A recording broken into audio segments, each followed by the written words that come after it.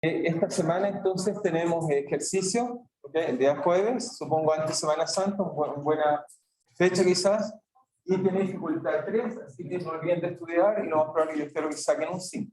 ¿Okay? Obviamente si alguien no estudia, no hay forma que no saque un 5. ¿Okay? Ahora mi pregunta es si alguien estudia y no se saca un 5, eso sí que me preocuparía. ¿Okay? Esta vez sí que espero calibrar mejor las notas, pero eso me va a servir, digamos, para entender mejor. ¿Okay? No sé si tienen alguna duda o pregunta antes de empezar. ¿No? ¿Estamos bien? ¿No hay ninguna duda o pregunta después que hemos estado discutiendo? Entonces vamos a ir tratar. ¿No? Estamos bien. Vamos a tratar entonces de ir avanzando. Entonces, ¿qué estábamos discutiendo? Entonces estábamos discutiendo varias cosas. Estábamos discutiendo momentos. En realidad estamos discutiendo el principio de superposición. Un principio, como les dije, muy importante, que nos dice que el momento total de un objeto es simplemente la suma de los momentum, o que simplemente la suma de los momentum de lo que constituye un objeto cualquiera. ¿Ok? Entonces, les dije que si no tenía un objeto cualquiera y este está constituido por distintos pedacitos, ¿ok? Que pueden estar sueltos, ¿no? Un gas. Al moverse el momentum total, entonces era la suma de sus constituyentes. Eso fue lo que les dije. Y como consecuencia de eso, entonces uno introduce un concepto interesante, que es el concepto de centro de masa, un concepto muy importante que aparece como consecuencia de este principio. Lo que aparece es que uno dice, si yo tomo un sistema y lo reemplazo con un punto equivalente, ¿okay? Al cual llamamos R centro de masa, el cual sería algo así como la masa total por la velocidad del centro de masa, ¿okay? Donde MT es la suma de todas las masitas que constituye, o masa, ¿no? Masitas que constituye todo el sistema. Y la gracia es que este R es centro de masa, hoy vamos a discutir más sobre él. Masa era simplemente a partir del principio de sobreposición, a partir de esta idea simple, intuitiva, que no sabemos demostrar, pero creemos que es correcta, que nos dice que el momentum de todos sus constituyentes me da un momentum total. ¿Okay? Eso nos lleva a la conclusión de que tiene que existir un centro de masa que es igual a simplemente la suma de los MI por las posiciones de cada uno de los constituyentes dividido por la masa total. ¿Ok? ¿Estamos todos de acuerdo hasta ahí? Eso fue lo que hice, y para sacar eso lo que hice fue esto acá coloqué M de T por dt, y acá tengo M por dt y cancelo los dt de ambos lados, y eso entonces me permitió encontrar esta relación que está acá. Ahora uno puede decir que la derivada es R total, pero eso R total me permite en realidad una constante arbitraria, me permite simplemente fijar otro centro de posición donde voy a escribir mi centro de masa. Eso fue la conclusión que encontramos la vez pasada. ¿Sí? Y entonces, para resolver esto, vamos a hacer un ejemplo. Les dije que entonces teníamos distintas posibilidades. Las distintas posibilidades que teníamos era, por supuesto, que para entender eso, el centro de masa podría ser también un caso continuo. Entonces, en el caso de un cuerpo continuo simplemente una expresión que queremos decir continuo, es decir que está formado por un continuo elemento, formado por un continuo. Entonces, eso quiere decir que, por ejemplo, cuando tomo un pedacito de pizza, no me imagino, en realidad está formado por átomos, son tan pequeños comparado a la escala, que entonces uno piensa que en vez de estar formado por los átomos que realmente lo forman, uno piensa que la materia es continua, y eso permitió desarrollar, por ejemplo, la teoría de la elasticidad. Entonces, el concepto que uno requiere es que si uno toma un pedacito cualquiera de materia, entonces uno se pregunta cuál es el EM que está en un pedacito infinitesimal de materia. ¿Okay? Obviamente, los átomos en nuestra escala son infinitesimales. Yo doy la menos 8 centímetros, muy chiquito, comparado a nosotros que vivimos en la escala de los metros. Hay 10 órdenes de magnitud de diferencia. Entonces, como tenemos 10 órdenes de magnitud de diferencia, Entonces, el delta M simplemente, bueno, si fuera formado por átomos, simplemente digamos que es la suma de las masitas de cada uno de ellos, y sumaría el delta M de este volumen chiquitito que está ahí. Entonces, aquí recorre, si quiero anotar en forma especial, este B o este B volumen que está acá. O sea, cuento todos los elementos que están al interior de este elemento chiquitito que está acá.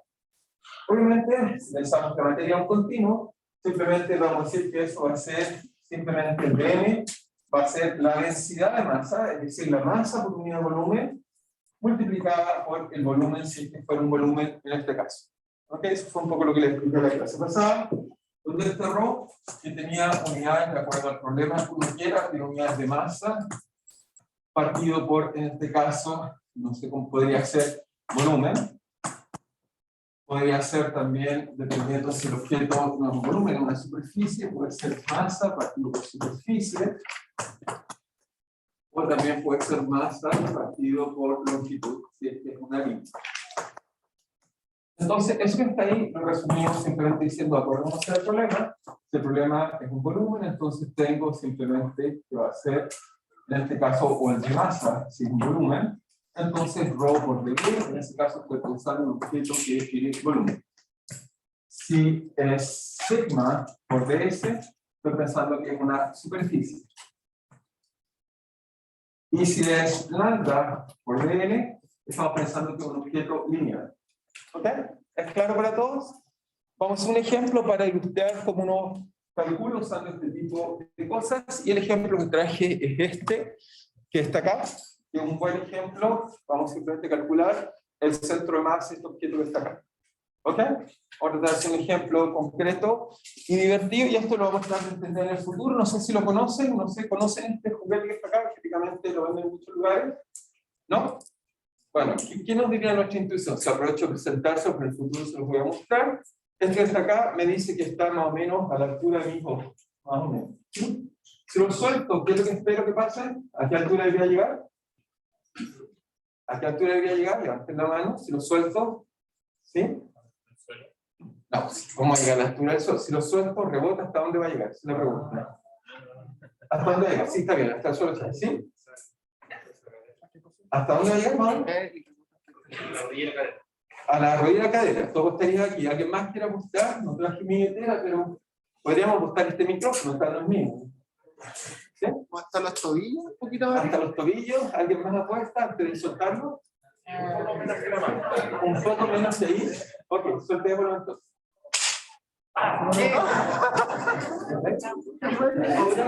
Si lo soltamos así, veamos si está bien la respuesta. Si lo soltamos así, voy a colocarme lejos.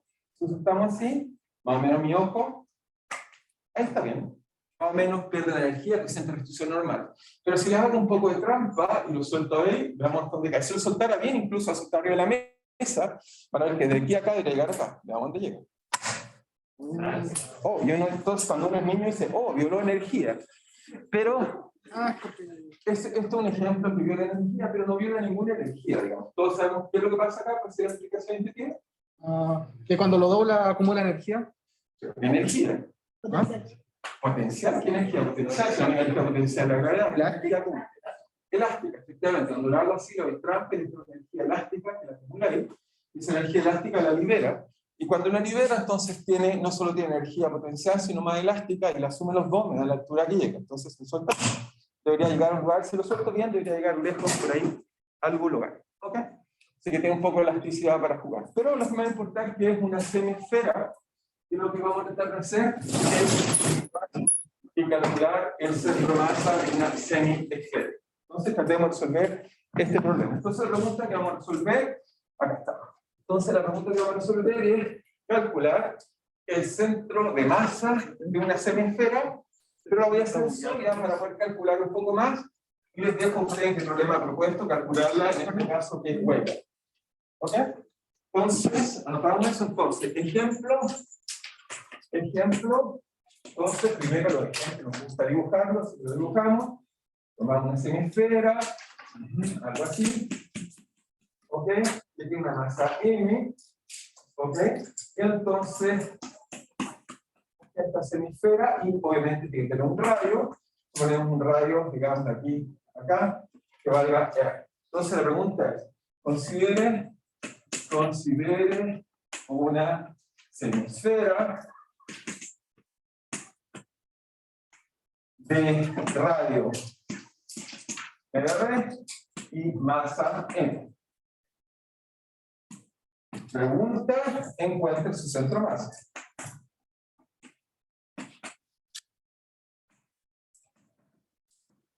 Entonces, ¿qué es lo que haría un estudiante que está estudiando antes de resolver el problema?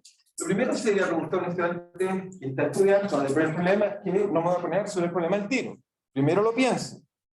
¿Ok? Para por lo menos tener una intuición. Si no, me pongo a calcular y después no sé si lo que hice está bien o está mal. Entonces, pregunta, ¿dónde estará más o menos el centro de masa de una esfera como esta de esta acá? ¿Dónde debería estar más o menos? ¿Estará en la punta arriba, abajo, al lado? ¿Dónde creen que debería estar? Levante la mano, por allá. Ok, en el centro más hacia abajo. Si usted apostaría, si tuvieran que apostar, dirían que al centro, o sea, al centro para acá, dicen que tú estás en ese eje, y tú dirías que está más abajo que ¿qué? Claro, sí, la superficie plana está como, ¿Sí? como más cercana Al piso. Ok, tú dirías si coloco la mitad aquí, debería estar por acá. Algo así. Ok. ¿Alguien más o alguien está de acuerdo, supone o dice está muy bien? Más arriba de la mitad. No, es la mitad. Es la mitad, muy bien. ¿Apostarías tu billetera? No tengo ni idea. Bueno, yo tampoco, no sé, una taza por suerte. No, pero mira. Ok, eso me gusta más, digamos, ahorro. Eso es bueno apostar ahorro. Ok, pero, ok, muy bien, muy bien. ¿Por qué efectivamente yo diría que está mal? Para que veas el porqué. Si yo lo corto a la mitad, ¿dónde crees que hay más masa? Piensa un poco. Entonces, no puede estar en la mitad, porque está en la mitad que tiene tanta masa para arriba y para abajo. ¿Ok? Así que tu compañero tiene razón, tiene que estar más abajo. ¿Ok? Eso entonces, trata de hacerlos pensar, pero cuando se enfrentan. ¿Esta semesfera está hueca por dentro? Bueno, si está hueca o no hueca, el resultado es similar, va a estar más abajo. ¿Ok? Yo lo voy a hacer lleno, pero lo voy a hacer de si tienes tarea para ti, resolver los huecos. ¿Ok? Pero el resultado más o menos es el mismo. ¿Ok? Ok, ahora, solo un comentario que me haga la pregunta. Lo importante es que creo yo, cuando hacen un problema, traten de pensarlo antes de resolver, porque ahora lo voy a resolver. Después, entonces, si encuentro que me queda arriba, es que me equivoco. ¿Ok? O lo piensan con mucho cuidado al final, o lo piensan un poquito al principio para ver por dónde tienen que ir. ¿Ok? Pero nunca olviden de hacer reflexión, porque obviamente están aquí para pensar. Ok, ahora sí. ¿Qué necesitamos para identificar si está adentro o fuera de la forma que se llama? Lo mismo, porque es la misma intuición cuando alguien te pregunta, tú más o menos tienes una idea de las notas que tienes, alguien te pregunta qué promedio tienes y uno lo sabe más o menos. Lo mismo, ocupa la misma idea. Es la distribución de masa, así que si te ubicas la distribución de masa, inmediatamente sabes más o menos dónde está. Más o menos. Así que intuitivamente. Uno piensa que es homogéneo, etcétera, pero trata de imaginar cómo está la masa incluida y piensas dónde está la masa. ¿Ok? Tan simple como eso. ¿Ok? Entonces, bueno, resolvamos ahora el problema analíticamente como deberíamos resolverlo, digamos, sin pensar mucho, pero es bueno pensar, no olviden de pensar. Entonces, el centro de masa, lo voy a colocar así para colocar el vector, vale, en este caso, si fuera discreto, sería sumatoria de las masas MI por RI, partido por la suma de las masas MI, por supuesto, de 1 a N, donde N es el número de constituyentes que tenemos. Obviamente, en este caso, el problema es continuo, no es discreto, es continuo. Cuando es continuo, entonces, nos recordamos el bonito símbolo que tiene la facultad para sumar infinitas cosas pequeñas, suma de rima. Entonces nos queda que es integral de simplemente el de masa por R dividido por el de masa por R. O sea, perdón, dividido por el de masa. ¿Sí? ¿Estamos de acuerdo hasta ahí? El siguiente paso que tenemos que hacer ahora es darle sentido a esta expresión. En este caso es un volumen, si fuera hueco es una superficie. ¿Ok? Como es un volumen, entonces me recuerdo que es un integral de volumen, integral de volumen. Entonces tengo que integrar este volumen que está acá, y obviamente como tiene simetría, entonces como tiene simetría, como es un paquete esférico que correrá a usar, muy bien, porque si ocupo cartesianas no va a demorar mucho, va a ser difícil resolver, va a ser esféricas porque tiene simetría. Cuando padres que vean un problema, las coordenadas las escogen en función de la simetría que tiene el problema. ¿Ok? Obviamente, si mi problema tiene forma cilíndrica, si tiene otra forma, ocupa otra forma. Cartesianas son fáciles, pero no tienen la simetría del problema. Por lo tanto, es mucho cálculo, es muy difícil. ¿Ok? Lo pueden resolver igual, no tiene ningún problema. Vía cambio de variable. Pero se van a demorar todo el tiempo en hacer eso. ¿Ok? ¿Está claro para todos? Entonces, la simetría es importante. Y por lo tanto, ahora tengo que pensar, vamos a esfera acá, si tomo un pequeño elemento de volumen que está acá, entonces se lo dije la vez pasada, pero ese pequeño elemento de volumen, ¿cómo lo represento? Porque necesito calcular el dB. Entonces, el pequeño elemento de volumen, como es esférica, entonces, como dice mentalmente, usar colores para que quede más claro. No, pero está bien más colores, sí me quedan algunos colores. Están gastando los colores. Entonces, aquí está la coordenada radial, y por lo tanto, cuando muevo el radio, esto hace un pedacito, cosa así.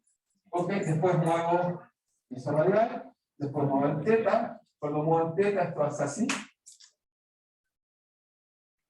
Es un pequeño ángulo, y luego lo modifico, que es mover en el plano, y eso entonces hace algo así. Ya está mi pedacito de volumen que quiero usar.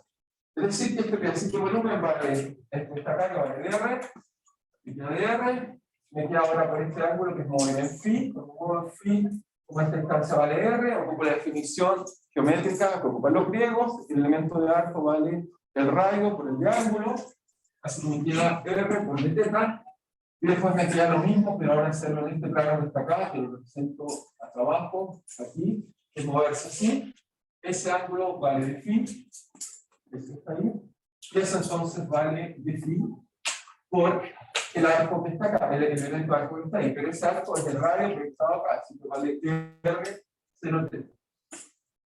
Ya está, y por lo tanto me queda que el elemento de integración de volumen, se lo hice ya, pero lo vuelvo a hacer mentalmente para que se vaya sumando más, vale r seno de teta de r de teta de phi. Por supuesto tiene que tener dimensiones de longitud al cubo, la tiene porque tiene el dr, que tiene dimensión de longitud, el r cuadrado, que tiene dimensión de longitud, y después me quedan puros ángulos que no tienen dimensión de nada. ¿Ok? Entonces, ahora escribimos esa integral para tratar de entender cómo funciona. ¿Ok? ¿Estamos bien? Entonces, escribimos esa integral. ¿Estamos bien? Entonces, ¿cómo nos queda? Entonces nos queda bien. Ahora me falta el R, simplemente vale centro de masa, vale 1 partido por la masa, esto algunas cosas, vale 1 partido por la masa, como es la masa total, la conozco, vale N, no hay otro problema. Me queda integral, van a ser 3 integrales, ¿de qué? De R, que todavía no he dicho qué es lo que es, por dB, pero en dB ya sé lo que es, vale simplemente R cuadrado, seno de teta, de R, de teta, de phi. Ahora, los límites de integración de este volumen, ¿cuáles son? Bueno, un casquete esférico, entonces si coloco phi, entonces el casquete esférico, para hacer un casquete esférico, recorre de 0 a 2 pi, ¿ok? Si en cualquier instante que me mueva, para construir ese casquete esférico, requiere que se mueva, perdón, semesfera, requiero que sea de 0 a 2 pi. Después tengo que mover R, está acá, R va a ir desde 0, desde el origen, hasta el radio que tiene que recorrer, el sistema es R grande. Y el ángulo teta, y aquí es el teta que me define que una semesfera va de 0 por el norte hasta el horizontal, que eso va de pi medio. Así que teta tiene que ser de 0 a, en este caso, pi medio. ¿Ok? ¿Estamos bien hasta ahí? Me falta también la densidad, aquí coloqué, me falta es ρ por R por el doble, me faltó el ρ. ¿El ρ qué es? La densidad de masa. Eso es.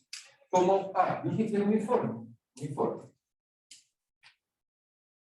Como es uniforme, entonces la densidad en cualquier pedacito que tome vale lo mismo, por lo tanto, como es uniforme, voy a tomar el volumen más apropiado. Voy a tomar el volumen total dividido por la masa total. Total es uniforme. Entonces, como es uniforme, voy a usar masa total partido por volumen total. ¿Ok? Cuando es uniforme, puedo hacer ese cálculo más fácil. La masa total vale m. El volumen total es una semesfera. Una esfera tiene 4 pi tercios R al cubo.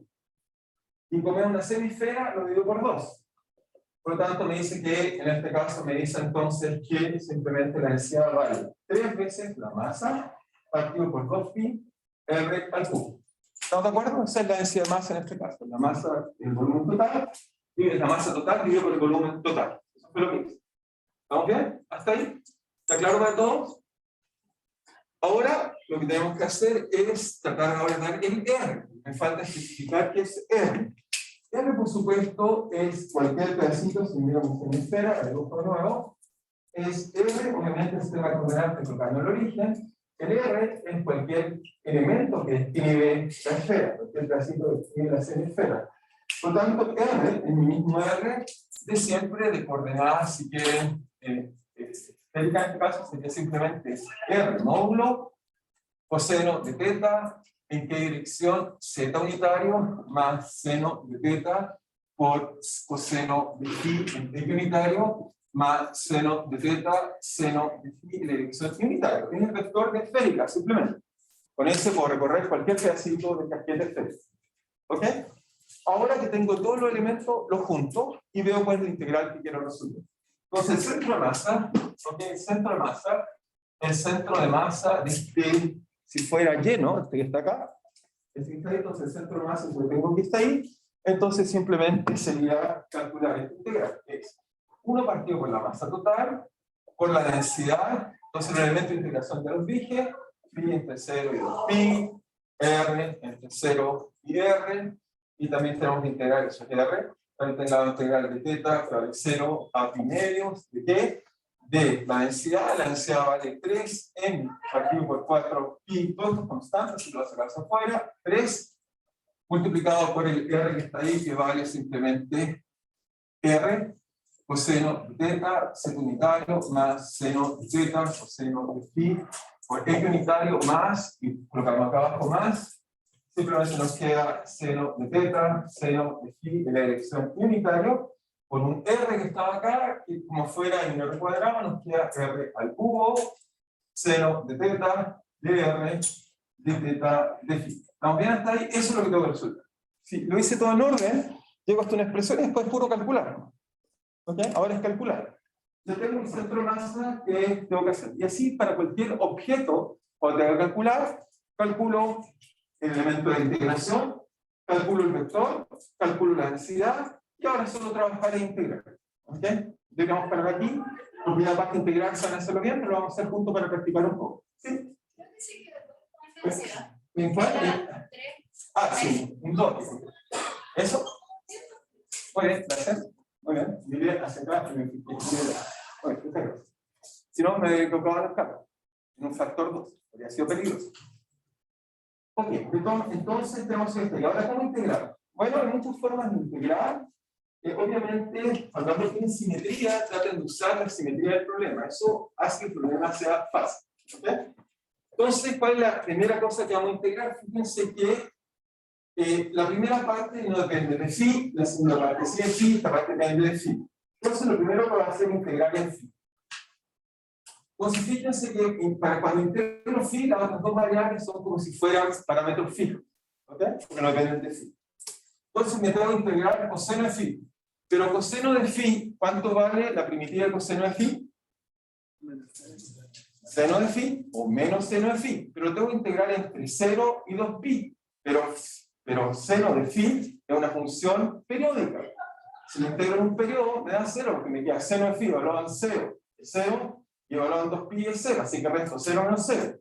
Por lo tanto, no tengo que hacer mucho esfuerzo, esta parte acá vale 0. Trivialmente, cualquier función periódica integrada en su periodo me da 0. ¿Estamos de acuerdo? ¿Alguien no entendió el argumento? Entonces, cada vez que tenemos, si lo hubiera hecho en cartesiano, sería difícil hacer esto, pero la gracia de hacerlo justamente en coordenadas esféricas es que hace que toda esa integral sea muy trivial, ¿sí? El argumento, okay, lo repito acá, si quieres, digamos, me hago aquí un pequeño, digamos, si quieres verlo, el argumento. Mi argumento es simplemente si tienes que hacer la integral de coseno de phi, voy a hacer dos argumentos para que te quede más claro. De a de phi, eso es simplemente menos seno de phi, y lo tienes que evaluar entre 0 y 2pi. Pero entre 0 y 2pi, seno de phi en 2pi vale 0, y en 0 vale 0, así que me queda 0 menos 0, 0. Ese es el argumento analítico. El argumento geométrico es el siguiente, es que yo tengo que integrar, calcular el área bajo una curva de la siguiente función. Eso es coseno. Pero el coseno, 0 y 2pi es así. ¿Ok? Aquí está 0. Y acá está 2pi. ¿Cuál es la área que la curva de eso? Es 0 porque esta área está acá, más esta área está acá, cancela esta área que está acá, y lo puse 0. ¿Ok? Y lo mismo hago para la función de acá. Hago el tiro 0. Por el mismo argumento me va a quedar la primitiva de 0, coseno 0, o lo veo geométricamente el área bajo la curva en un periodo es 0. ¿Ok? Así que lo primero que me dice, y responde bien la pregunta del compañero, es que me dice que el resultado va a estar en la dirección Z. El centro de masa tiene que estar en la dirección Z, y eso es esperable porque este objeto es simétrico. No habría ninguna razón para que no estuviera en el eje vertical. Si estuviera fuera del eje vertical es porque hay más masa para un lado. Esa es la razón profunda que uno va a encontrar ese resultado. Es así como tienen que ir pensando, o sea, muchas veces, y eso espero que, por eso les dije que hiciera un análisis primero cualitativo, porque inmediatamente me dice que no puede depender de X y Y, tiene que estar en el eje Z. ¿Ok? Así que si me voy a hacer algo en X o en Z, me equivoqué en integral. ¿Ok? Primera cosa. Entonces, tratamos de no vibrar en integral. Entonces, seguimos con nuestro cálculo y entonces volvemos a la pizarra lisa. Y nos queda entonces con integral. Nos queda entonces, vamos por acá y ahora hacemos esto lo siguiente. Entonces, reemplazo la fórmula que encontramos en integral. Entonces, eso nos da simplemente, nos da que el centro de masa vale la masa total, 1 partido la masa total, después hay unos factores que la densidad de masa, lo sacamos para afuera, la densidad de masa era así como 3m partido por 2pi partido por r al cubo, eso es. ¿Okay? Ya voy a cancelar algunas cosas y me levantamos. Después nos falta integrar todavía en phi, pero solo nos queda una componente, así que la dejo todavía. Y nos queda entonces, hacia acá nos quedaba, ¿qué cosa nos quedaba? Nos quedaba integrar al cubo, nos quedaba ese cálculo de un coseno de teta, después nos quedaba un seno de teta, elemento de integración, después nos quedaba dr de phi y de teta.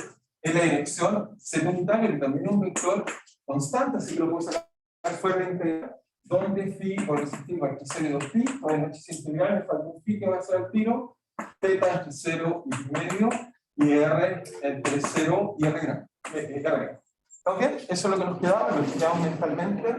También nos queda un coseno, sí. ¿Por qué puedo sacar la densidad si el R está dentro con un DR? El r está acá. ¿Sí? Eso es constante, el radio de la esfera, no cambia nunca. Y ese R minúsculo es El elemento de integración, eso es distinto. Ah, yo pensé que era lo mismo. El R que puse acá, con la manipulación de acá, el R que está acá es, el R que puse acá es el radio de la esfera, o el semisfera. Ese es constante, no cambia. Lo que cambia es mi elemento de integración, R minúsculo. Entonces, ahora tenemos esto acá y ahora integramos esto acá. Entonces, ahora sí podemos simplificar un poco. Lo primero es que la masa, sabe la masa, por supuesto, esto tiene que tener dimensión y longitud, no puede depender de la masa. Tiene que ser independiente de la masa. Eso a priori también lo puedes calcular. Yo voy a hacer análisis dimensional.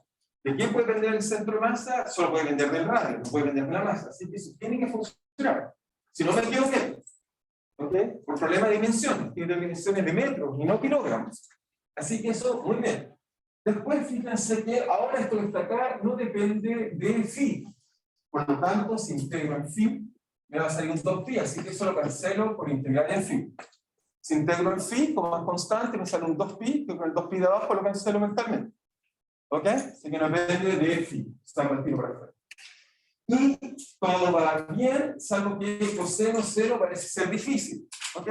Pero ahí no se acuerdan esas cosas cuando era pequeño y le encantaban hacer problemas de trigonometría, y entonces uno hace que esto sea más fácil, y cuando uno era pequeño le gustaba colocar un 2 arriba y un 2 abajo, y uno decía 2 por coseno seno, eso es seno ángulo doble, y me queda más bonita la integral, me queda más elegante, me dice simplemente que eso vale simplemente 3. ¿Vale 3 qué? Seno unitario, partido por r al cubo, integral de simplemente seno de 2 teta, el r sale para afuera, lo cosas afuera, 2 teta, me quedo r al cubo, y ahora sí integro de r al teta. Ahora sí son puras integrales triviales. ¿Ok? ¿Estamos todos de acuerdo? Recuerden que seno 2 teta vale 2 veces coseno teta por seno de teta. Simplemente, tomen eso, pueden integrar trivialmente. Obviamente, la derivada del seno, el coseno es una derivada total, pero me gusta recordarle algunas propiedades trigonométricas Yo supongo cuando yo era niño me encantaba jugar, digamos, y encontrar relaciones trigonométricas. ¿Ok? ¿Están de acuerdo? Yo ya les dije una vez, no lo olviden, y yo le diría que en vez de preguntarnos cuál es ¿cómo se llama? Su TUI para entrar a la facultad, yo les preguntaría, igual que en la escuela pitagórica, si saben trigonometría pueden pasar, y si no, se pone rojo y no pueden entrar. ¿Ok? Trigonometría sí hay que saber siempre. Entonces tenemos todo esto acá, ya lo integramos, y resolvemos el problema, que nos dice la integral. Bueno, primero integremos el R. Integramos el R. Entonces, en θ es 0 por pi, así, perdón, en 0 hasta pi medio. Entonces, en R es una integral trivial, R al cubo, primitiva, R simplemente a la 4, digo por 4, el valor en 0 es 0, el valor en R es R4. Así que eso nos queda para afuera, es integral trivial, nos queda simplemente 3 medios R cubo, z unitario, y la integral en R simplemente es R a la 4, dividido por 4. Y después nos queda la primitiva del seno de θ. Estas integrales las hago por separado porque no dependen una de la otra. Ya hago la integral del seno de θ, eso es fácil. Eso es coseno de 2θ con signo menos, porque la deriva del coseno me da menos seno, y hay que dividirla por un 2 por acá, voy a sacar algún 2 por ahí, porque el 2 cancela el 2 de acá, la regla de la cadena, y me queda evaluarme el θ igual 0 y el θ igual a pi medio. ¿Ok? ¿Estamos bien? Yo sé que nos queda hasta acá, bueno, hay unos R aquí se cancela, era normal, el análisis dimensional tiene que ser función de R, no puede ser función de R al cubo, si no tenemos problema de unidad. Después, acá entonces nos queda R centro masa, nos queda simplemente 3 octavos de R en la dirección z unitaria, y ahora nos falta el valor de acá. ¿Cuánto vale coseno de 2θ en θ igual a pi medio? Lo ingreso acá, y me queda pi medio, entonces me queda coseno evaluado en pi. Coseno evaluado en pi vale menos 1, pero con el menos 1 que está adelante vale 1. Entonces me queda 1 menos coseno, entonces 0, que vale, también vale 1, pero tengo un signo menos adelante, así que me queda menos 1. ¿Ok? Por lo tanto me queda 1 más 1, dividido por 2, eso es 1, así que el resultado es. ¿Ok? Eso es el resultado después de evaluar, nos queda entonces que el centro masa vale 3 octavos de R. Y ahora puedo responder tu pregunta. ¿Cuánto era 3 octavos? ¿Alguien se recuerda cuánto vale 3 octavos? En números decimales, no fracciones. 3 octavos. ¿Alguien se acuerda cuánto era? 0,75. Ok, eso es 30. Eso me queda 30 dividido por 8. Eso me queda 3. Ok, 4 me sobran 6.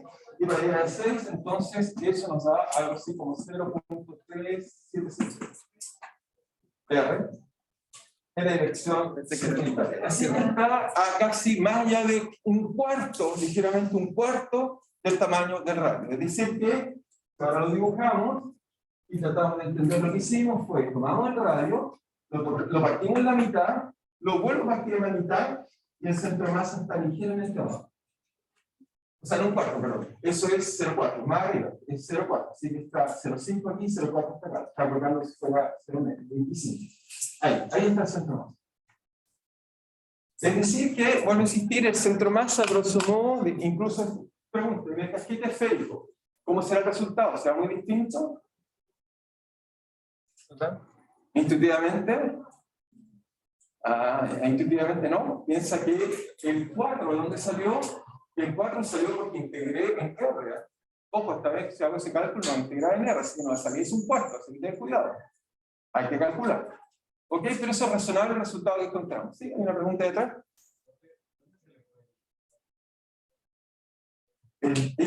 Sí, la integral mostré que era 0.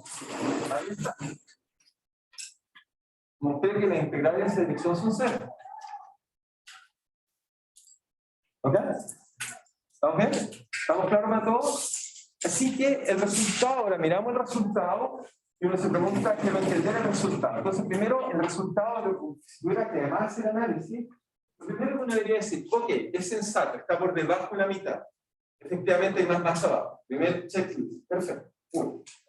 Segundo checklist, dimensiones. Esto tiene dimensiones de longitud. Perfecto. Después, obviamente la dirección Z y no depende de la masa. Así que más o menos razonable. Yo podría apostar mi billetera, quizás me equivoqué por ahí de algo, pero el resultado es más o menos razonable. Así que correcto. ¿Okay? Y ahí me iría para la casa feliz porque creo que estoy bien. ¿Ok? Es eso lo que espero que hagan siempre. Y cada vez que resuelvan algo, lo piensan un poco y hacen un pequeño checklist de qué lo que debería pasar, está bien o está mal, una pequeña verificación intuitiva y estamos bien. ¿Ok? ¿Estamos todos de acuerdo? ¿Alguien no entendió o estamos todos súper bien? Si no, nos vamos a mover, digamos, a calcular, digamos, un poco cómo funciona el centro base. ¿Sí? ¿Ahí atrás?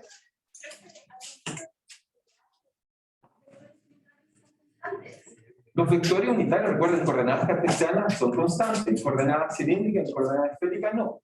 Pero coordenadas cartesianas no se mueven, es un vector constante. ¿Ok? No depende del elemento de integración. ¿Ok? ¿Sí? ¿No? No, fíjate que puede ser, déjame estudiarlo acá mentalmente. Puede ser, la integral en sí la hago el último. ¿Ok? Está bien, entonces primero la integral de teta. El de teta lo puedes ver directo. La primitiva de teta de coseno por seno, cualquiera de las dos puedes tomar. O el coseno cuadrado o el seno cuadrado apropiadamente, porque vas con un 2 y después dices que la derivada de la función. ¿Ok? Así que esa lo puedes hacer primero y efectivamente te da el mismo factor. Después la integral en R, me queda R a la 4, así que me queda R hasta allá. Y después integro en sí. ¿Okay? Cuando las integrales no dependen una variable de la otra, las puedes intercambiar como te dé la gana. No funcionaría si una de las variables depende del otro elemento de integración. Hay que integrar con cuidado. Tampoco funciona si el límite de integración depende de la variable. ¿Ok? Y eso hay que hacerlo con cuidado. ¿Ok? Ahí sí hay que hacerlo con cuidado. En este caso, como todo era constante, fue fácil, pero si el límite de integración también depende, ahí hay que hacerlo cuidadosamente con qué camino voy a hacer el integral. ¿Ok? ¿Estamos de acuerdo? ¿Sí? Como estamos en una densidad, estamos como en el volumen de la esfera, ¿Sí? estamos como integrando respecto como la entrada de la esfera. ¿Sí? No podríamos generalizar una forma de explicar como la densidad representada con un integral, multiplicarla con un integral. Pero la densidad en este caso, bueno, la coloqué porque es muy fácil de calcular, pero si no la conozco, la tengo que colocar dentro de las funciones e integrarla. Se tiene que cancelar, por ejemplo, no puede depender de la masa, si no lo hacemos cuidado, debería cancelarse. ¿Se cancela cuando uno ya como que escribe todo el resultado en vez de cada notario, o se cancela como ya es fácil? Yo creo que tiene que ver que tengas experiencia, pero se cancela en el momento apropiado. No diría eso. ¿Ok? Yo creo que eso hay que hacer muchos ejemplos, es importante. Entonces, solo para resumir, transformé esto de acá en un punto. ¿Ok? Pasé de ser un objeto como el que vemos acá, que puede ser complicado, en un punto. ¿Ok? Esa es la primera cosa que hacer. ¿Ok? Pero ahora la pregunta es, ¿cómo describo este punto? Porque hasta ahora lo que tengo es que soy capaz de transformar un objeto como este difícil en un punto, y ahora la pregunta es, ¿cuál es la ecuación de ese punto? Eso es lo que vamos a hacer ahora. ¿Ok? Para poder después entender y calcular. Entonces, ¿cómo hacemos ahora la dinámica del centro de masa? Entonces, veamos cómo podemos entender la dinámica del centro de masa. ¿Sí? ¿Me escucho? Yo podría esperar que cualquier objeto empiece a sacar relativamente diferentes puntos. ¿Sí? Podría esperar que el centro de masa no se moviera, ¿verdad? Se lo saca simétricamente. Si yo vengo con mis tijeras y estoy creativo, si yo le corto la mitad acá, el centro de masa se me corre para el otro lado. Ya no está en el eje del centro. Si lo corto ahora por el otro lado simétricamente, vuelve a posicionarse hacia el centro. Entonces va a depender de la simetría donde lo vamos a dejar. ¿Okay? Podría esperar entonces que al hacer este mismo cálculo, pero para el cálculo hueco, ¿Sí? tendríamos el centro de masa o muy parecido o el mismo hueco. Calcule, ¿no?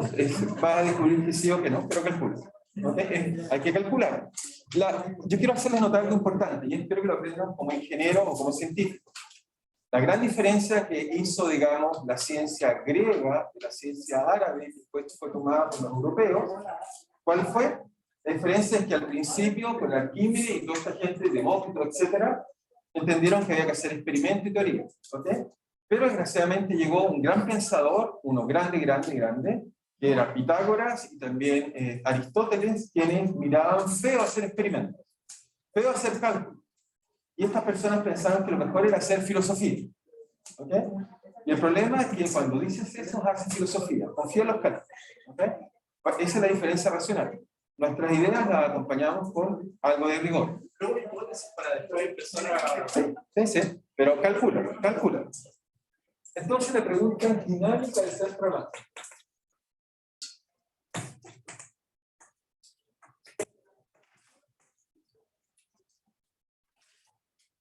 Y sobre todo por eso, para pensar, hacernos pensar que si creyera en la filosofía, en la belleza, etc., jamás hubiéramos descubierto la mecánica cuántica. Es el golpe más violento que hemos tenido los científicos, es encontrar algo que es tan contraintuitivo, no tiene nada que ver con nuestra experiencia y nos lleva a ver las cosas completamente distintas. ¿Okay? O sea, los experimentos, la mecánica cuántica, el mejor ejemplo fueron los experimentos que nos ayudó a forzar a hacer la teoría que explicaba las cosas.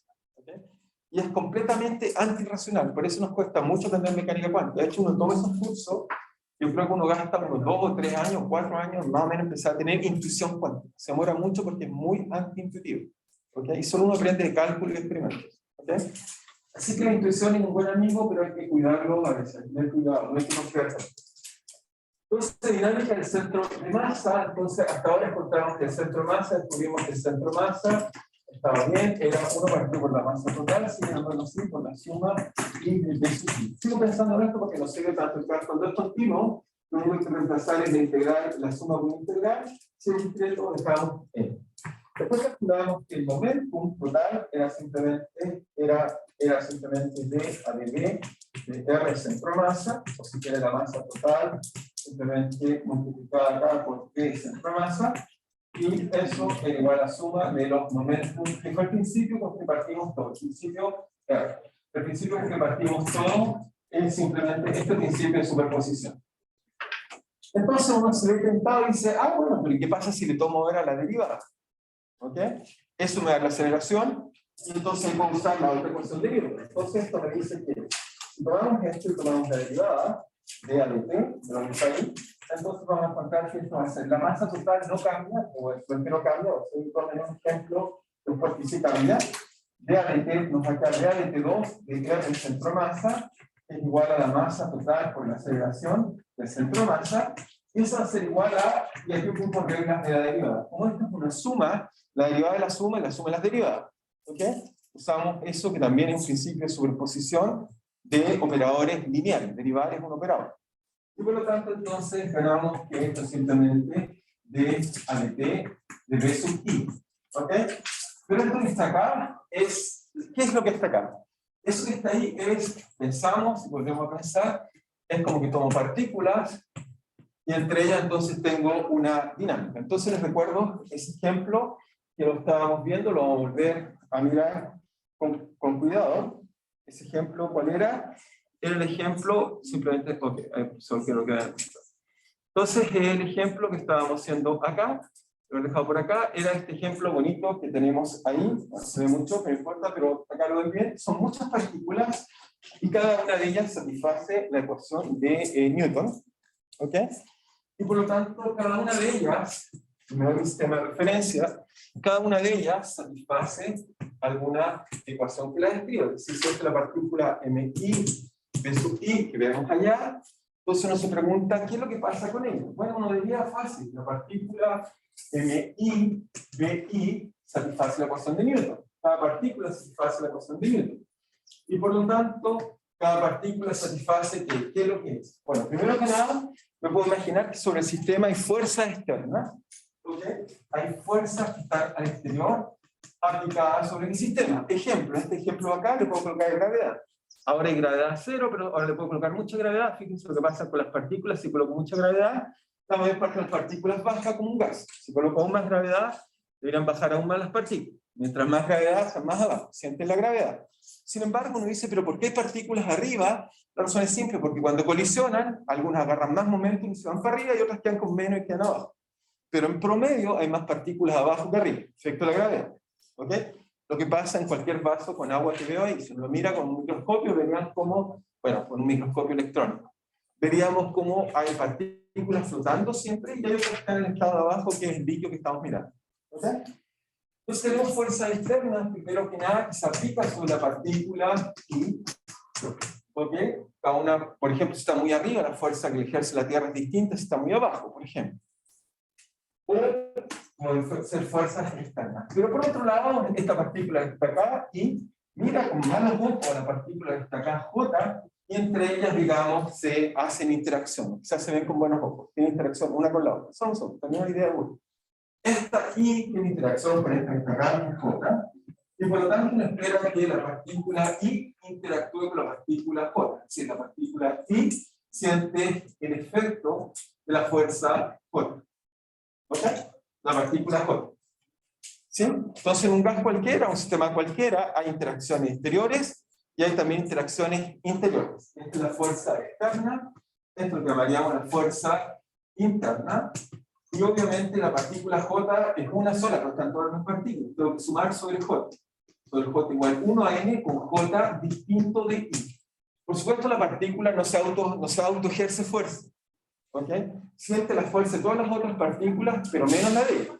¿Ok? No se está autointeractuando. ¿Ok?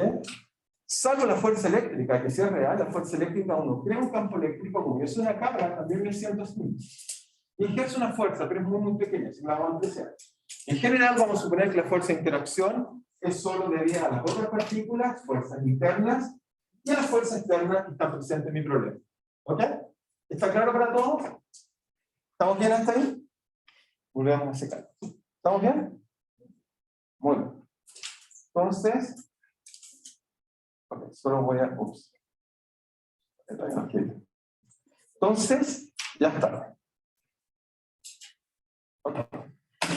Ya, entonces, esa fuerza la reemplazo acá, porque acá tengo la fuerza. Entonces me dice que la masa total por la aceleración del centro de masa, entonces va a ser igual a la suma de ahora de los I. Pero cada partícula I satisface esta ecuación, es decir, me queda suma de I de las masas I por las, o sea, me quedan las masas I por B sub I.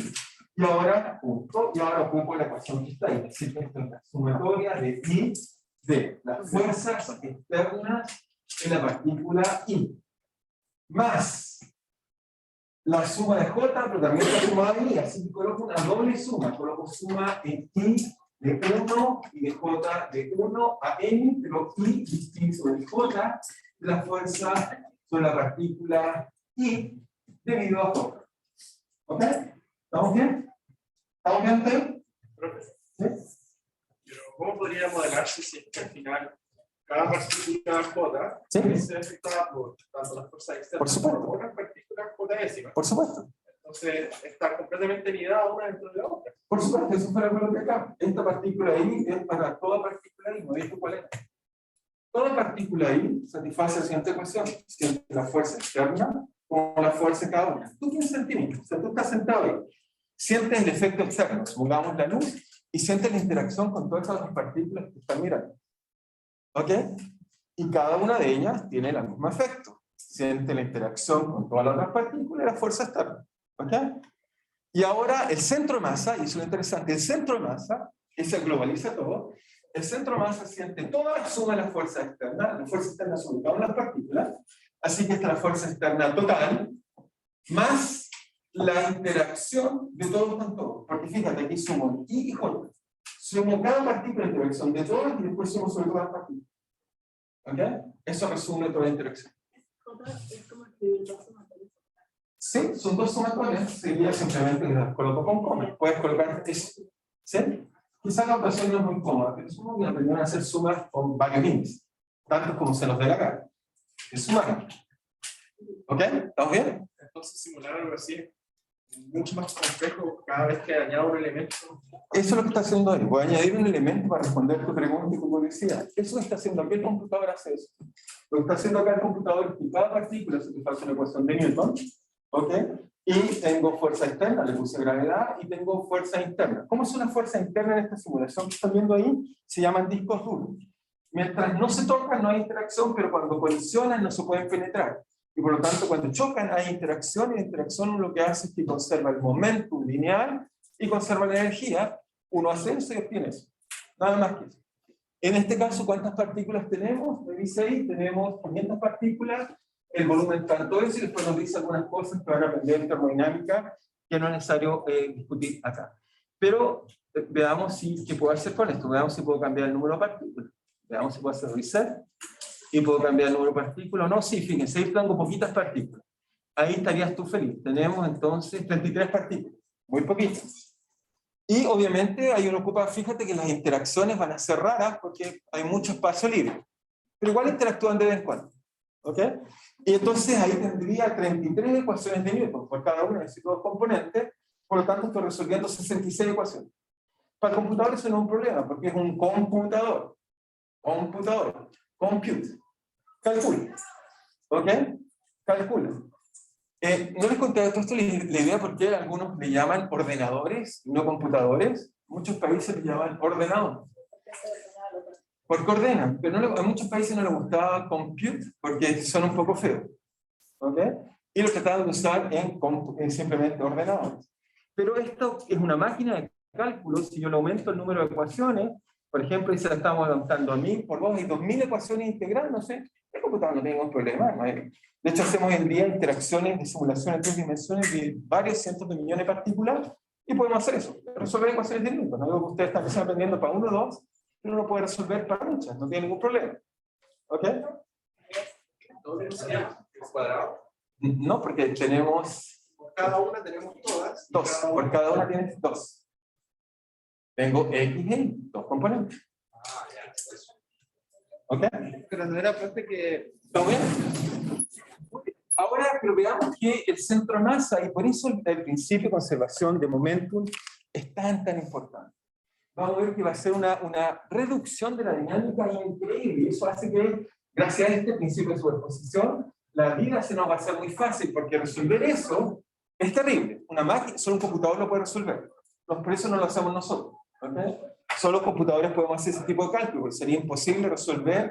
Imagínense su curso de ecuaciones diferenciales y dice al profesor, ya profesor, resolvamos ahora 200 ecuaciones acopladas. Ese profesor les va a decir, no puede. Solo les va a decir sea epsilon, no sé qué, no los va a poder resolver, porque solo una máquina lo puede resolver. ¿Okay? En forma eficiente.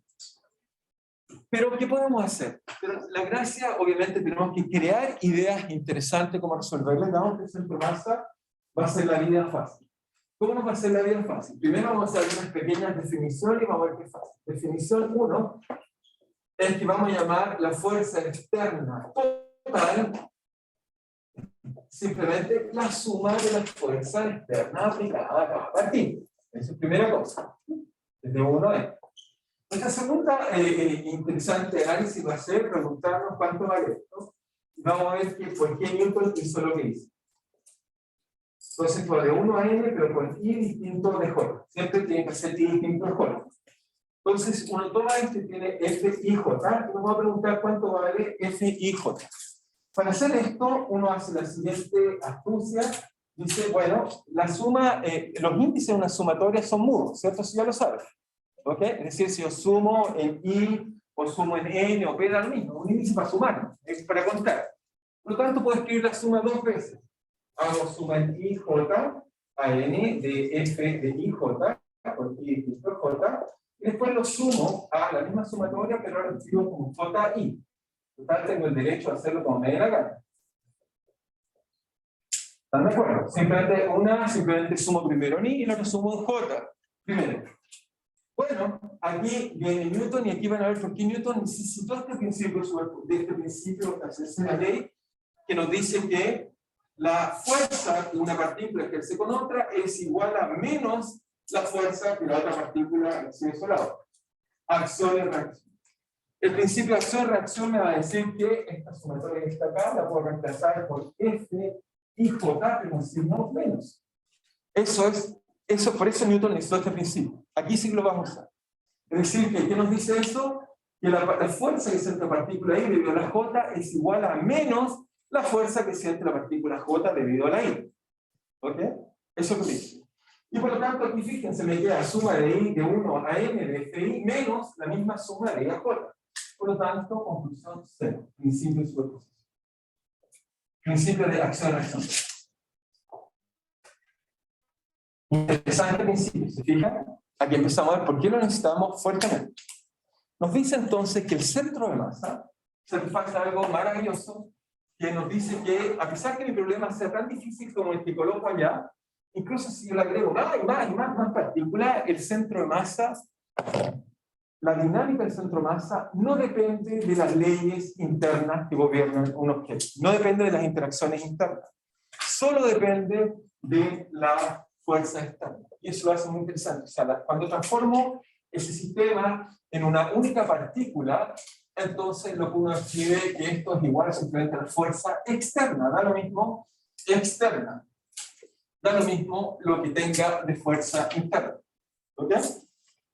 Es algo increíble esto porque eso dice que si quieren yo puedo cambiar la interacción de partículas y el centro masa no se da cuenta, solo siente la fuerza externa. ¿Ok? Es eso lo que me está diciendo. O sea, lo voy a anotar porque es demasiado profundo. Y todo esto viene al principio de superposición, por eso les dije que algo maravilloso, y porque Newton no hablaba tanto de la velocidad, sino del momentum. Este es el concepto físico importante. Uno va a concluir que la dinámica del centro de masa depende solo de la fuerza externa. Y ya se los hice en algún video, pero se lo voy a volver a mostrar. Ese video que les hice no fue solo para jugar, estaba acá, lo voy a volver a colocar acá. Este video entonces ahora sí lo podemos entender un poco mejor que lo que habíamos entendido antes. Entonces, ¿cuál es este video? Se lo muestro de nuevo. En este video que tenemos de centro de masa, lo que descubrimos es simplemente acá. De nuevo lo coloco tantas veces como sea necesario porque me gusta. Creo que me enseña cosas. Entonces, en este video lo que vemos es que, fíjense, tomamos, ahora sí lo podemos entender. Ese objeto que tira en el aire es una raqueta. ¿Cuántos átomos tiene una raqueta? ¿Cuántos átomos más o menos tiene una raqueta? ¿Cuántos? ¿Cuántos más o menos? No, 10 no tiene. ¿Cuántos átomos tiene una raqueta? Ok, les recuerdo solo un cálculo. En mi uña hay 1 centímetro. Un átomo es 10 elevado a menos 8 centímetros. O sea, tengo 100 millones de átomos. Solo en mi uña en longitud celular. ¿Ok?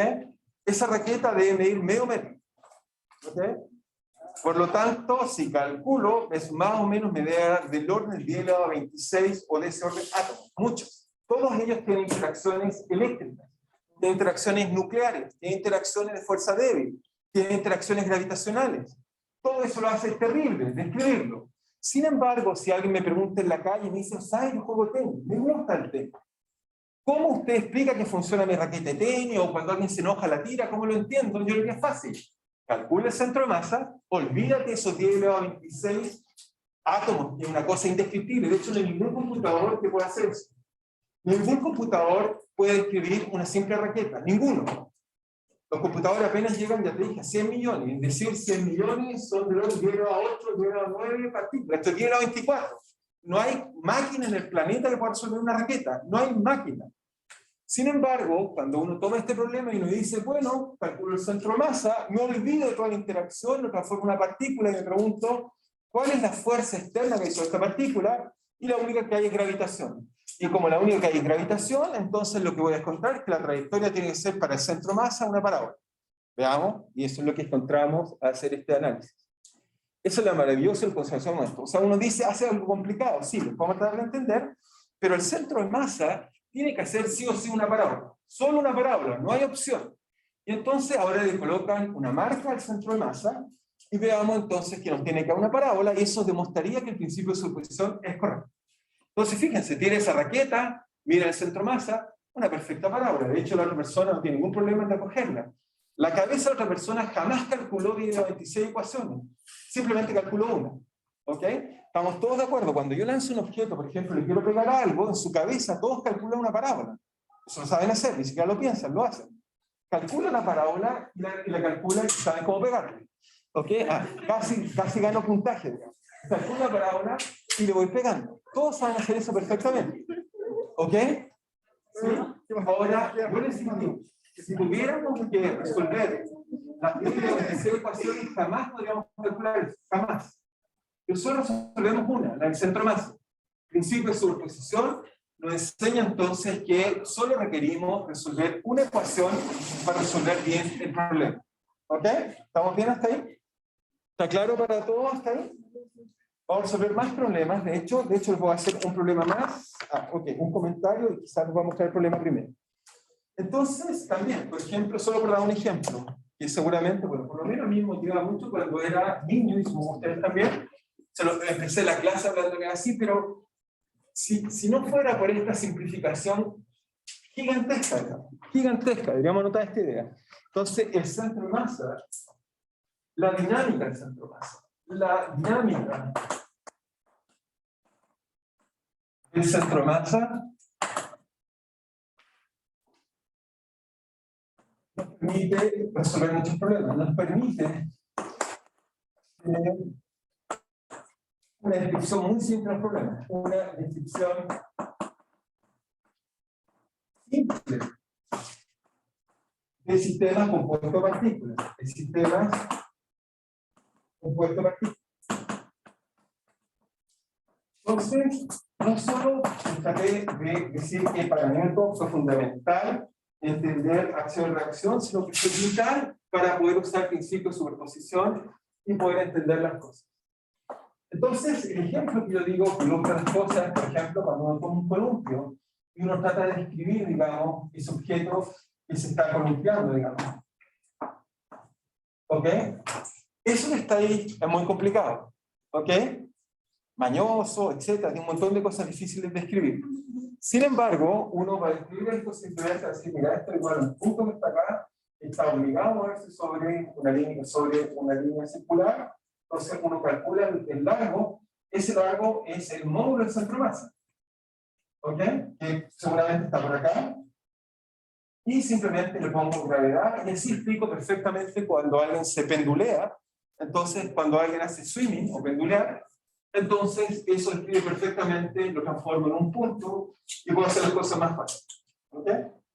Esta imagen que parece ser trivial después de lo que hicimos es profunda porque fue así como logramos entender el movimiento de cuerpos celestes. El gran resultado de la mecánica, que en el futuro lo vamos a mostrar, fue explicar cómo orbitaban los cuerpos celestes. Pero un planeta entero lo tengo que transformar en un punto y es eso lo que vamos a hacer y eso nos va a permitir entender las cosas. Así que la idea de centro masa es vital para entender las cosas. Es la simplificación más grande que podemos hacer, que nos permite hacer una descripción a primero. Nos permite, obviamente no puedo escribir toda la complejidad que está acá, pero gran parte de la complejidad la transformamos en una simple ecuación que podemos resolver analíticamente sin ni siquiera usar un computador. ¿Sí?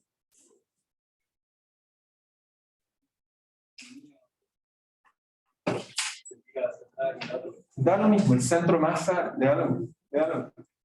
Lo que acaban de decir, de hecho, ustedes fíjense, lo que acaban de decir algo bien interesante, bien para no tabular. Pero de hecho, cuando uno está columpiándose para moverse, uno se tiene que echar para adelante y para atrás para hacer lo que llamamos una resonancia. ¿Okay? Pero el centro masa no siente ese movimiento. De hecho, por eso, cuando uno, cualquier deporte que hagas, tu centro masa lo tienes, te mueves con cuidado con él, está haciendo parábolas.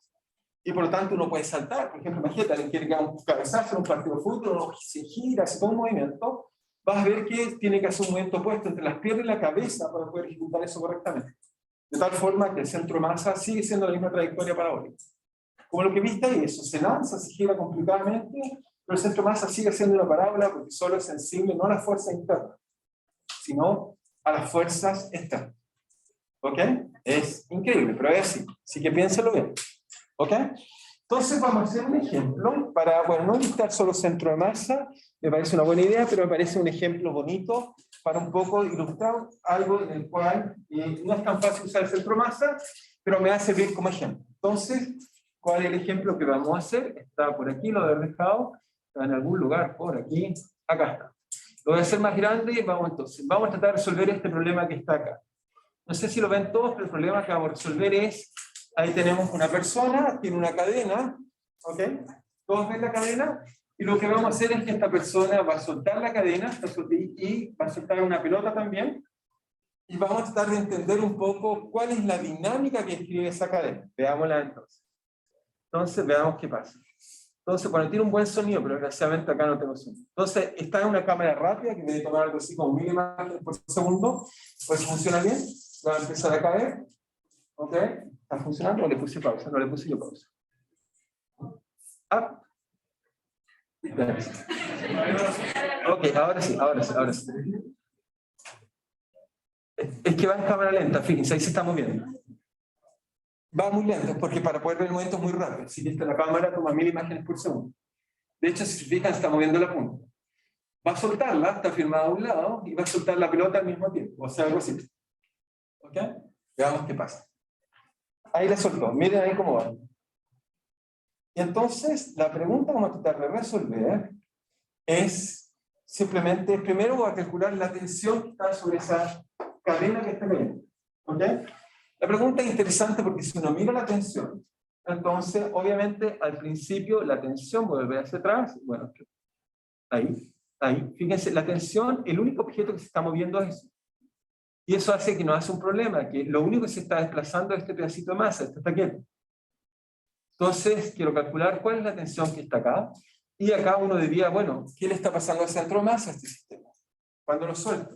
¿Cómo debería ser el centro de masa de la cadena y cómo sería el centro de masa de la pelota? ¿Cuál cae más rápido? No respondo a esa pregunta, pero ¿es como una persiana? ¿Una persiana? Es una cadena. No, el modelo. O El sea, modelo. una persiana, ¿cuánto necesito tirarla para levantarla toda? Pues es como esa. Ok. ¿Sí? No sé si diría que es así, pero efectivamente cuando vas cambiando, vas subiendo cada uno de esos pedacitos. Y no es lineal. Y no es lineal. De hecho, hace un problema no lineal, lo voy a calcular. Pero la pregunta esta que no la responden es que el centro de masa de la cadena, ¿cómo se compara el centro de masa de la pelota? ¿Respuesta? ¿Respuesta? Baja más lento. Eso en cualquier prueba sería un 1, un bonito 1. Voy a decir por qué, porque ya les dije que el centro de masa, ¿cuál es la fuerza que se aplica sobre el centro de masa? La gravedad, ¿no? La fuerza, la tensión es una fuerza interna. Es solo la gravedad, los dos deberían caer igual. Simplemente que en algún momento, bueno, se acaba la cantidad de cuerda, pero si tú vas mirando, vamos a ir hacia atrás, obviamente hay algo de viscosidad, y la viscosidad afecta un poco más una y la otra, pero fíjate, tienen que ir las dos cayendo a la misma distancia, por ahí, algunas pequeñas diferencias, de acuerdo, obviamente hay que sacar el aire para que sea perfecto, pero lo primero que voy a tratar de resolver, lo que quiero resolver es, me interesa más la cadena, va a ser un problema más difícil. La pregunta es, ¿cuál es la tensión en función del tiempo a esta cadena? Porque a medida que pasa el tiempo, tiene que ir resistiendo masa distinta. Al principio resiste esta que está acá, pero a medida que pasa el tiempo, fíjense, ahora la cadena tiene, solo se le mueve esto y describe esto. ¿Ok? Voy a escribir el problema y tratamos de resolver eso que está ahí. ¿Estamos bien? ¿Está claro para todos por lo menos cuál es el problema que vamos a resolver? Lo escribo y lo resuelvo.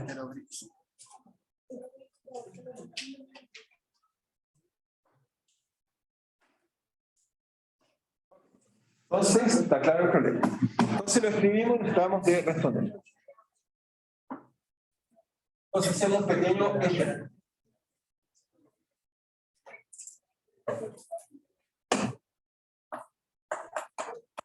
Entonces lo dibujamos un poco para que nos quede claro.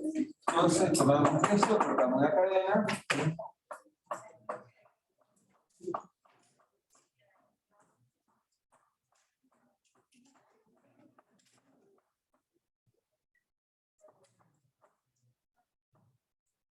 Ok, entonces considero una cadena con una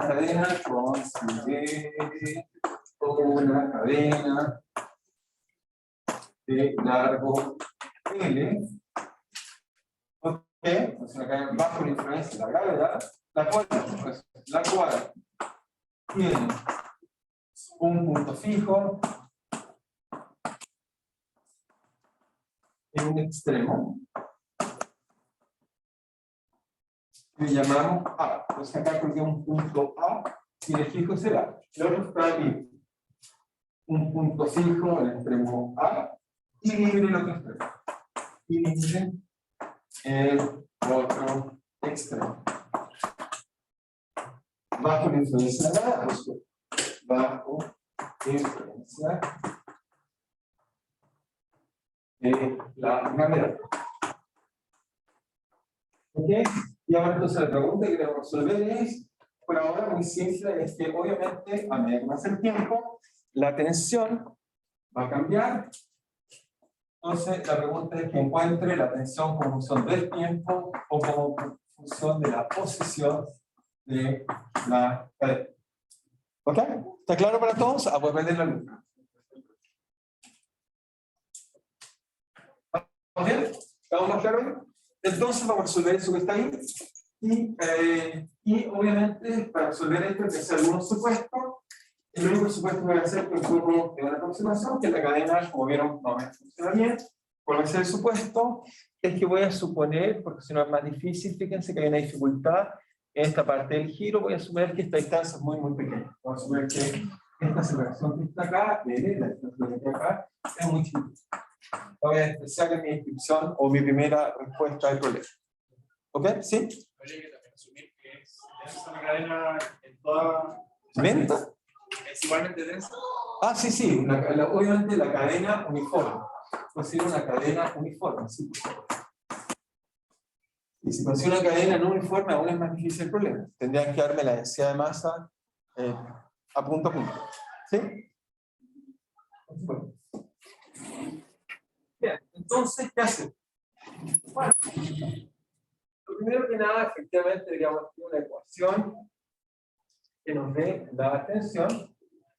Uno esperaría que en todo este problema, entonces, a grosso modo, tendríamos entonces que tener, si colocamos, entonces, esto lo reemplazamos con un punto, entonces esto va a sentir hacia abajo la gravedad, ¿ok? Y de arriba alguien lo está jalando, ¿ok? Entonces deberíamos sentir una tensión, pero el problema es que esta tensión va a ser función de la posición donde estemos soltando el sistema. ¿Ok? ¿Estamos de acuerdo hasta ahí? Entonces, y este punto tiene toda, obviamente es el centro de masa, tiene toda la masa, y en este caso el problema es que cuando va bajando la cadena, la dificultad que tiene, es que la masa que se moviliza cambia con la posición. ¿Están de acuerdo? O sea, la masa es la única dificultad. La densidad, por supuesto, va a ser la masa total de la cadena, claro, que es m y el largo m. Así que la cortamos dividido por e. ¿Ok? Esa es la densidad de la cadena. ¿Ok? El problema está que la masa en cuestión, en este caso acá, ¿cómo varía? Bueno, si la dejamos, lo dejar acá para que más. Entonces, está así, vamos a dibujarla, especialmente no puedo hacer una copia rápida, la dibujamos así. Entonces, uno se pregunta cuál es la masa que se mueve y no, y en realidad podemos ver que si esta es la distancia X, la masa que va quedando fija es la que está acá, la única que se mueve es la que me queda acá. ¿Ok? La única que se está moviendo está acá, ¿de acuerdo? ¿No? Se mueve. ¿Qué quiero decir con eso? Entonces, ¿qué voy a decir con esto? Bueno, la masa que se está moviendo, este es un objeto en realidad, ¿cómo decirlo mejor? Es un objeto que mueve, pero la inercia que lleva está cambiando, la otra va quedando fija. ¿Ok?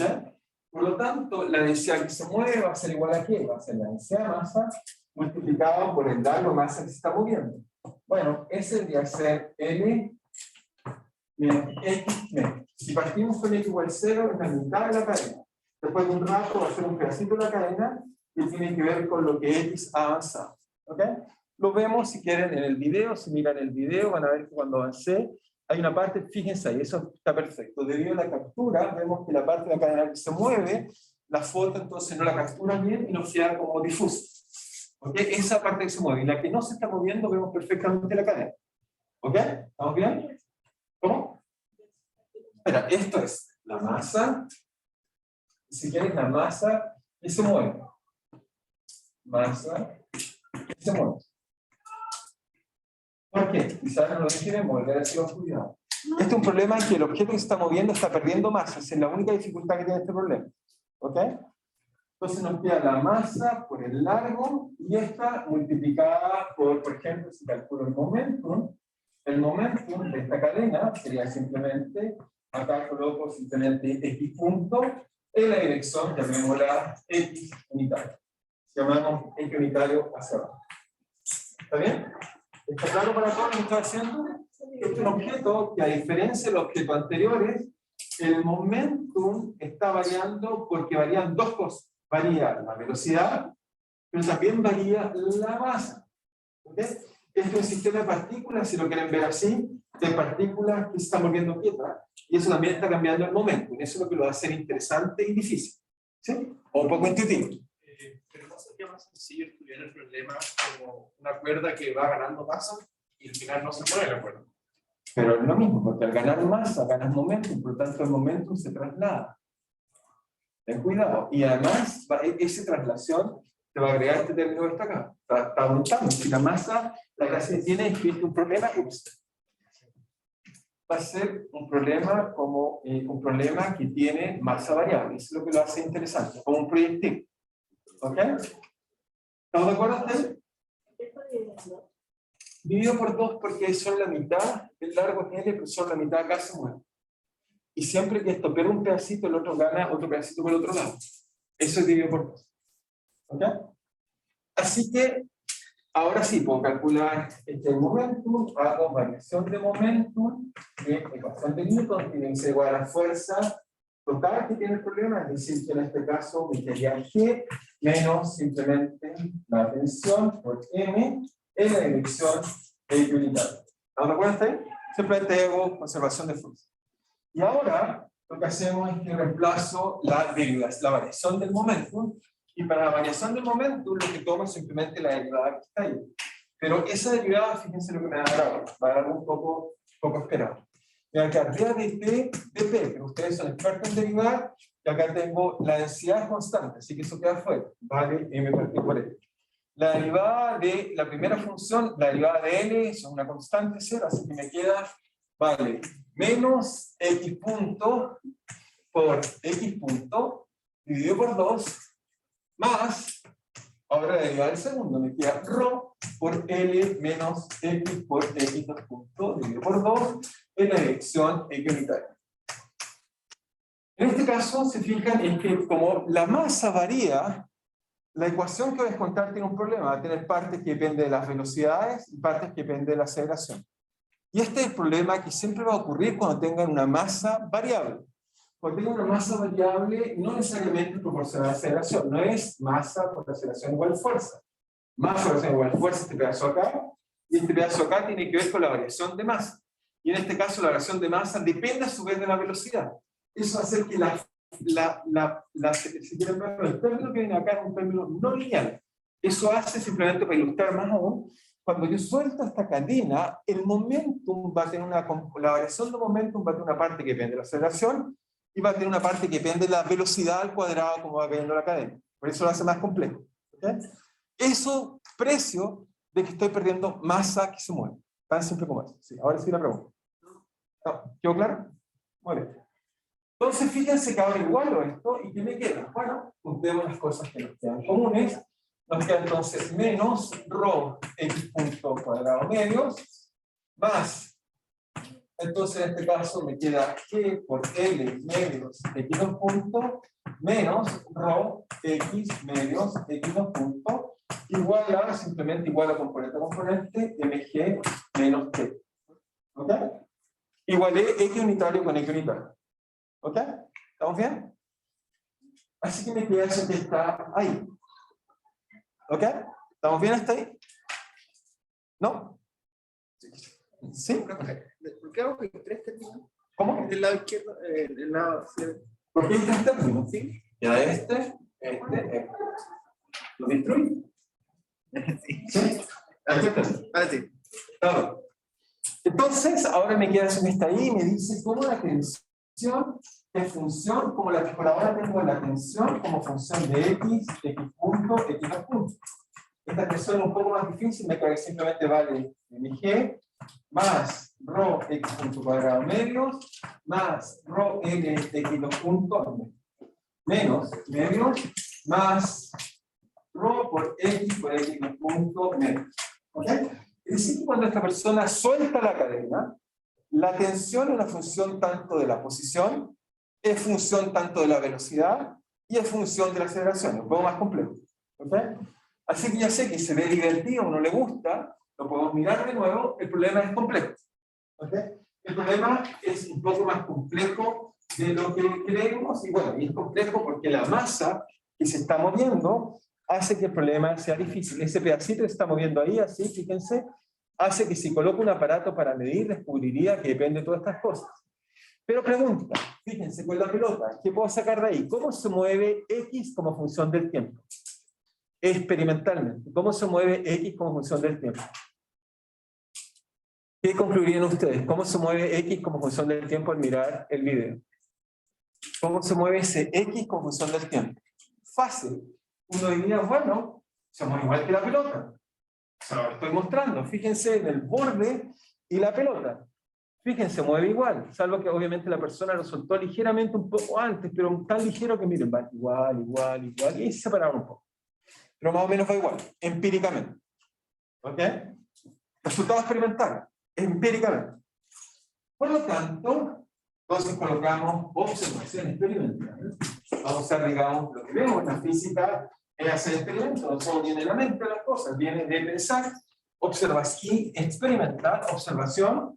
Entonces, X cae como cuerpo libre, como un objeto bajo la gravedad, cae como objeto bajo la gravedad. Eso es lo que vemos en el video. Y por lo tanto, si cae así, eso lo conozco muy bien. X cae como la gravedad, eso es lo que vemos del experimento. ¿Ok? Entonces, X tiene que satisfacer simplemente lo siguiente.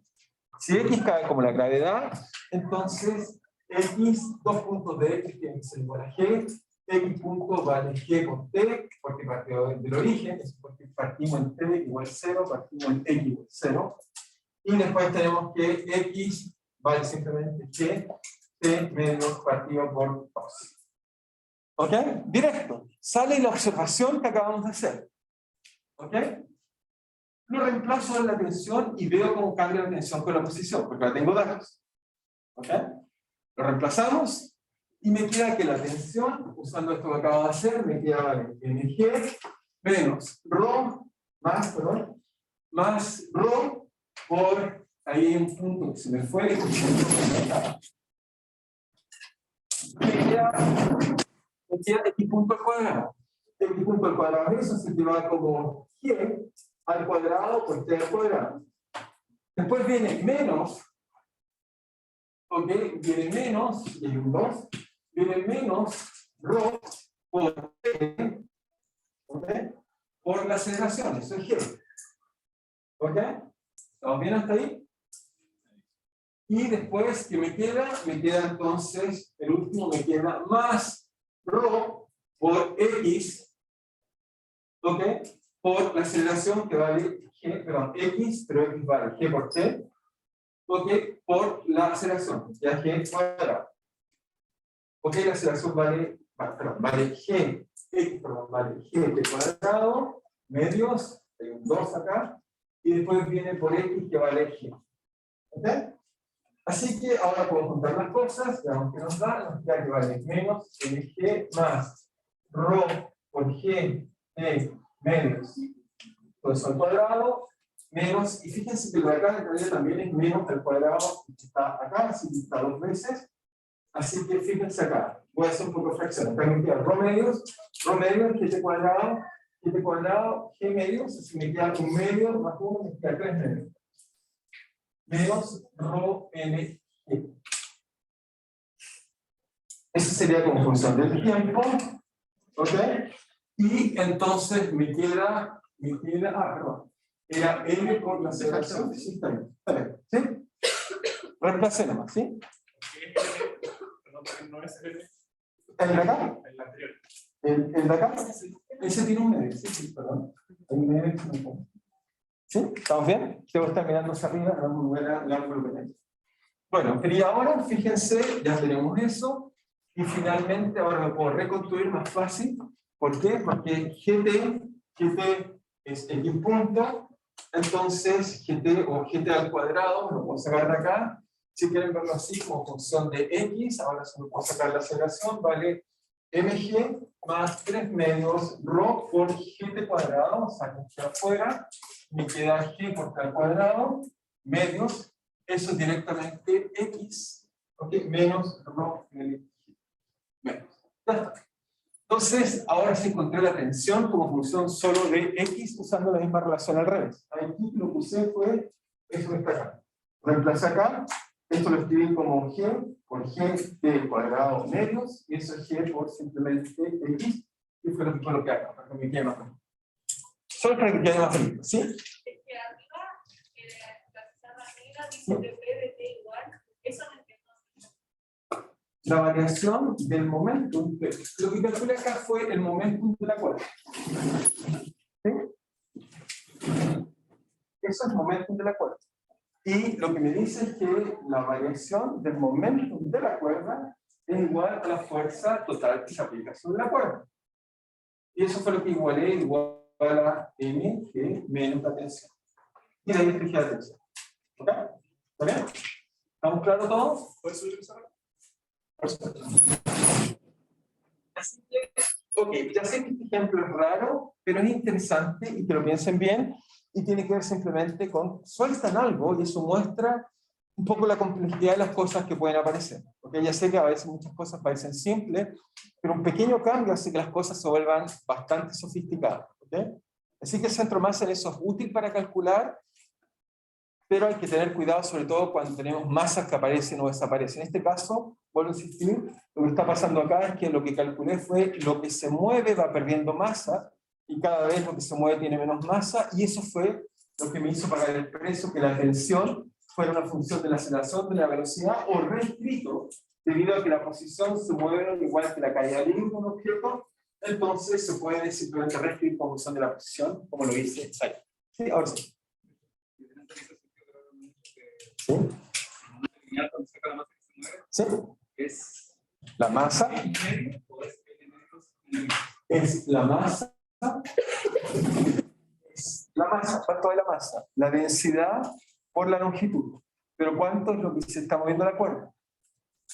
Es la mitad de la cuerda menos el pedazo que está corriendo. ¿Ok? Sí, sí. Se lo resto la mitad porque lo que baja acá lo gana en el otro pedazo acá también. Cada vez que pierdo acá, gano la otra mitad acá. No olviden que acá también estoy ganando masa. Esto acá no está fijo, estoy ganando masa. Lo vemos una vez más en el video, solo para que quede claro. Fíjate que acá, hasta ahí está quieto, pero de aquí a acá voy a empezar a ganar masa quieta. Es lo que estás viendo ahí, mira. Ahí, todo ese pedazo gané. Ese es el X medio que lo estoy sumando al otro lado. ¿Ok? ¿Está claro? Muy bien. Entonces, perfecto. Nos queda tiempo suficiente para discutir un nuevo concepto que les tengo que enseñar. Muy bien, ¿lo estamos bien? Y el nuevo concepto que les tengo que enseñar ahora es algo muy profundo que tiene que ver con una cosa que vamos a hablar en momento popular o tal vez motivarnos un poco.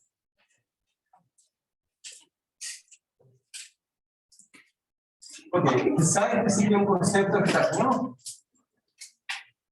Ahora, el origen de este concepto tiene que ver con las leyes de Kepler. ¿Okay? Este sí que fue un concepto que nos demoró tiempo en entender, y quizás la primera persona que algo entendió, pero que no lo entendió completamente todo, pero entendió bien fue Arquímedes. ¿Okay?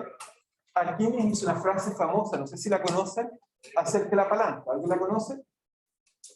¿Alguien conoce la frase de Arquímedes acerca de la palanca? ¿Sí? Así es. Lo que decía Arquímedes era que descubrió esto que después vamos a llamar que es el torque, que nos permite que si colocamos bien el punto que queremos girar un objeto, uno puede mover objetos muy, muy pesados usando efectivamente una palanca. ¿Okay? Así funcionan, por ejemplo, el corta uñas, las tijeras, las espadas, los cuchillos. Cuando cortamos, buscamos algún punto de apoyo y si lo hacemos bien, aplicamos una enorme fuerza debido a esta idea. ¿Okay? Pero esta idea de Arquímedes pasó en el tiempo, no la entendimos muy bien, hasta que apareció un personaje muy, muy brillante que trató de entender muchos datos, que es Johannes Kepler. ¿Okay? Kepler va a descubrir algo muy, muy extraño, ¿okay? Y lo que va a descubrir es que simplemente cuando tomamos, por aquí creo que una imagen, cuando tomamos, ok, acá. Entonces cuando tomamos un objeto, o sea, o miramos los cuerpos celestes, ¿okay? Lo que vemos entonces cuando miramos los cuerpos celestes es que entonces vemos que hacen órbitas elípticas. Ese fue el resultado de Kepler después de mucha observación. ¿Okay? Para Kepler esto fue terrible, no sé si saben, pero él creía que el universo era geométrico, era medio filosófico. Él pensaba que el universo seguía figuras geométricas perfectas. Sin embargo, frente a la evidencia, fue capaz de aceptar su error. Trabajó eso durante como 20 años y concluyó que esos 20 años era un error. ¿Okay? Una enorme capacidad, habla muy bien de Kepler. Yo diría que uno de los primeros científicos tiene una capacidad de reconocer, de aceptar que lo que él creía como fe no era correcto, a pesar que era un hombre muy, muy religioso. Además, Kepler, ¿qué es lo que va a descubrir? Que efectivamente los cuerpos celestes, a partir de las observaciones de Tycho Brahe, va a descubrir que describen órbitas elípticas. ¿Okay? Pero, ¿qué es lo que es chocante? ¿Por qué tiene que ver con momento angular? Porque hasta ahora, lo que sabíamos bien es que cuando un objeto está libre de fuerza, si aplicamos Galileo, sabemos que conserva el momento. Es decir, que conserva la masa por la velocidad. Pero Tycho va a descubrir una ley, Kepler va a interpretar una ley a partir de los datos de Tycho-Brahe que nos dice, que le llamamos ley de áreas, que nos dice esencialmente que a iguales periodos se recorren áreas iguales. Como la trayectoria es elíptica, hace que cuando está muy lejos tiene que ir muy rápido para recorrer la misma área cuando está muy cerca. Esto no se puede, en la época de Kepler, no se puede entender muy bien, e incluso si pensamos en esfera, uno se pregunta si es que hay alguna cantidad conservada, porque de alguna forma el sistema, ¿por qué hace ese movimiento circular? ¿Okay? Y lo que vamos a descubrir, porque solo comentar la idea, lo que vamos a descubrir profundamente, porque esta cosa de momento angular es muy poco intuitiva, por eso cuesta entenderlo, pero el origen histórico del acá es que uno dice, esto tiene fuerza gravitacional, pero la trayectoria es así. Por lo tanto, si uno ocupara la ley de Newton, uno diría que hay una fuerza aplicándose sobre el sistema. Pero ¿qué hace que haya una órbita de equilibrio? Órbita de equilibrio. Tiene que haber otra cantidad conservada que hace que el sistema se quede atrapado ahí, aparte de la energía. Y entonces lo que vamos a descubrir es que va a haber una nueva cantidad muy interesante, que la vamos a llamar momento angular, que tiene que ver cómo se relaciona la fuerza con la posición, ¿okay? O con el momentum, y esta cantidad, bueno, vamos a estudiar con el corte, esta cantidad va a tener que ver con el producto cruz entre la posición de una partícula con respecto a un sistema y su momento, ¿ok? Este concepto de momento angular, les recomiendo que lo piensen bien, porque mucha gente se va a aprender de memoria, pero entender la profundidad que tiene es enorme. Va a ser esto lo que nos va a llevar a concluir la segunda ley de Kepler. Va a ser la conservación del momento angular, va a ser que los planetas no colapsen. ¿Okay? La Tierra no puede chocar contra, digamos, el Sol porque violaría la conservación del momento angular. ¿Okay? La Luna y la Tierra, solo un ejemplo más, uno se pregunta, ¿por qué tenemos un campo magnético? ¿Okay? Uno se pregunta, ¿por qué la Tierra tiene un campo magnético? Uno puede mostrar que tiene que ver fuertemente entre la Tierra y la Luna, que hace que al interior el fluido que tenemos, que es un fluido ferroeléctrico, gire y genere un campo magnético que nos protege. ¿Okay? Pura conservación de momento angular. ¿Okay? Pero lo vamos a discutir con calma en clases, y si quieren también les voy a hacer algunos videos, aquellos que quieran ver de cultura general o de ver como cultura general, pues será. Ok, nos vemos la otra semana. Recuerden que el viernes no hay clase. ¿Profe? ¿Sí? Respecto de la cadena, ¿en ningún momento tomamos en cuenta el centro de masa?